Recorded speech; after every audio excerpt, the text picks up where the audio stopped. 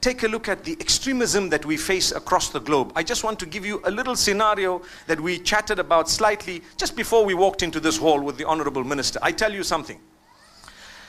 If you take a look at what happened in Brussels, absolutely unacceptable from any aspect. You are killing innocent people, men, women and children who have nothing to do with the war that you are using as a reason for doing this. Do you get the point?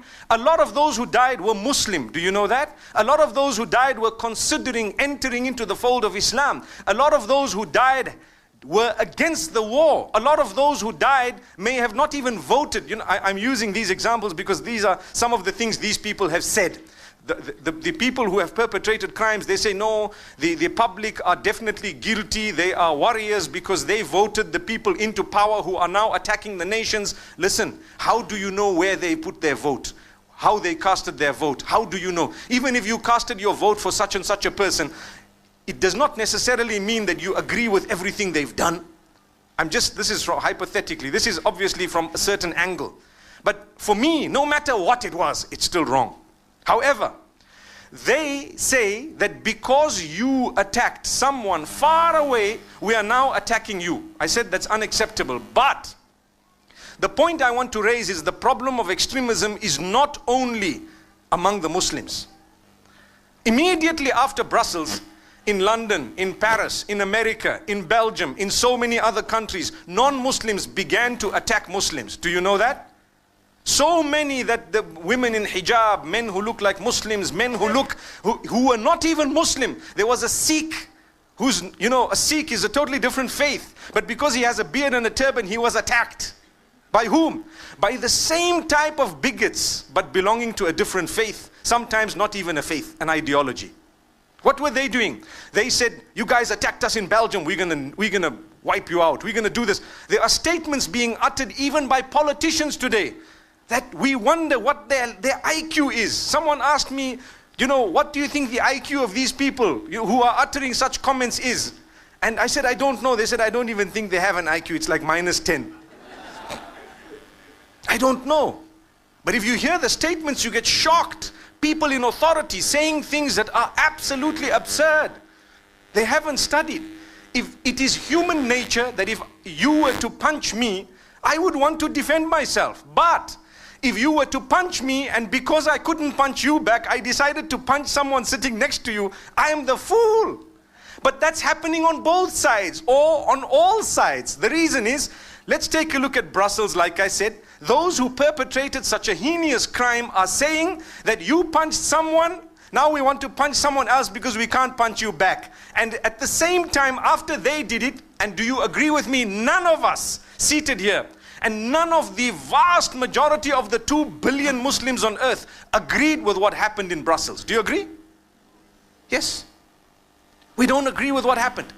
None of us have agreed, but you pay a price. For who? A group of people who have a warped understanding. You pay a price. Try and travel today to Belgium. Oh, what happens? You pay a price. Not only Belgium, anywhere. Apply for a visa to somewhere. See, you don't blame them for having scrutinized people a little bit more. But even if you were to get there legitimately, some of these nations, the advanced nations, the United States of America, for example, they face a problem where there are bigots who attack the Muslims as a result of the actions of a few Muslims. That's exactly how some of the Muslims attack the non-Muslims as a result of the actions of some of those non-Muslims. That's what we're saying.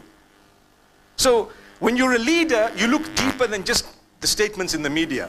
You look very deep. It's called al-fiqhu, a deep understanding. What happens? You start asking yourself, look, we need solution, man. The solution. What is the cause? So now they start making you blame one another. You know, as you know, there is politics amongst the sects of the Muslims. It's nothing to hide. Among the different sects of Muslims, this one belongs to this sect, that one belongs to that sect. There is always animosity, and it becomes a game just like politics, where each one wants to gain a following and each one wants to portray that they have the upper hand and so on. And sometimes they become very low in their approach. So what happens? The Muslim becomes confused. So we seize the opportunity, just like political parties. If one man made a political error, for example, And I'm definitely not speaking about Malaysia because I don't want to interfere in your internal politics. I just pray, you know what I said right at the beginning? As a foreigner, I just pray for the peace of your nation. Whatever you want to do, please make sure that the solutions to your problems do not create bigger problems. That's all I'm saying. The solutions you want for your nation, think hard, very, very hard, because this nation is like a fragile piece of artwork that has been painted through years, decades, centuries into such a beautiful painting. Don't try and correct a little cobweb on your painting in a way that you break the entire painting. That's all I'm saying. You want to correct something, do it in a way that will solve the matter. I sit and I think about Syria, I think about Libya, I think about Afghanistan, I think about so many other nations, I think about Yemen, and I tell myself, if they sat around the table for 50 years, it would have been better than to take that nation back 100 years. People are not patient. You don't want to sit around a table. People become impatient. A leader is not impatient. Look at the Prophet, peace be upon him, he was patient. One after, he had the help of revelation of Allah. He was a prophet, but still he was very patient. When the opportunity came, yes, it happened. But he waited for that. He was not impatient. If Allah wanted, the messenger could have come and in 5 minutes he'd deliver the message and walk away. But Allah wanted it to last 23 years. Do you know that? Why do we want solution quickly? Sometimes when you are impatient, your impatience creates a bigger problem than the one you are trying to solve on the ground. That's all I'm saying. Anyway, let's get back to the other issues.